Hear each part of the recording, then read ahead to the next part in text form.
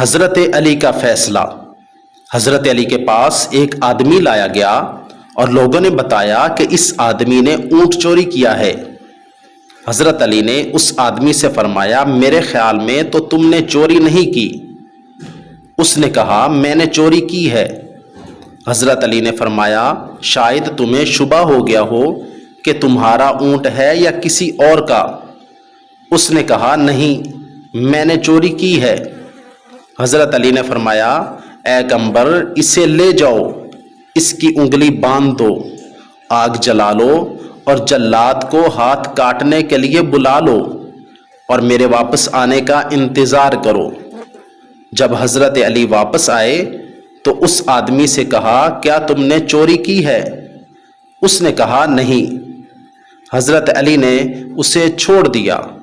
اس پر لوگوں نے کہا، اے امیر المومنین، جب وہ ایک دفعہ آپ کے سامنے اقرار کر چکا ہے تو پھر آپ نے اس کو چھوڑ کیوں دیا ہے؟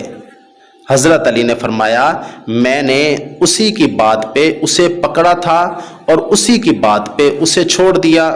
حضرت علی نے فرمایا کہ حضور علیہ السلام کے پاس ایک آدمی کو لایا گیا جس نے چوری کی تھی۔ حضور کے حکم پر اس کا ہاتھ کاٹا جانے لگا تو حضور رو پڑے۔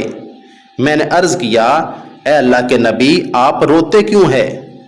حضور علیہ السلام نے فرمایا، میں کیوں نہ روؤں جب کہ میرے امتی کا ہاتھ تم سب کی موجودگی میں کاٹا جا رہا ہے۔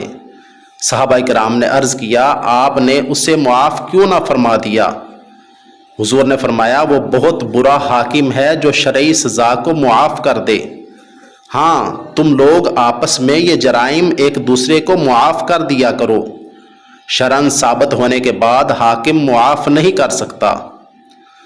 حضرت علی کا فیصلہ بہت ہی زبردست اور امت محمدیہ کے ساتھ محبت، درد کا منہ بولتا ثبوت ہے، اور ہو بھی کیوں نہ کہ حضور کے صحابی، حضور کے برادر اور حضور کے داماد خلیفہ چہارم، جن کے لیے حضور نے فرمایا کہ سب سے بہتر فیصلہ کرنے والے علی ہیں، اور حضور نے فرمایا، جس کا میں مولا اس کا علی مولا۔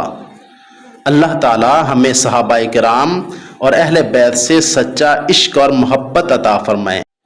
اگر آپ کو میری یہ ویڈیو اچھی لگی ہو تو اسے لائک، چینل کو سبسکرائب اور ساتھ دیے گئے بیل آئیکن کے بٹن کو ضرور دبا دیں تاکہ میری ہر آنے والی ویڈیو آسانی سے آپ تک پہنچ سکے۔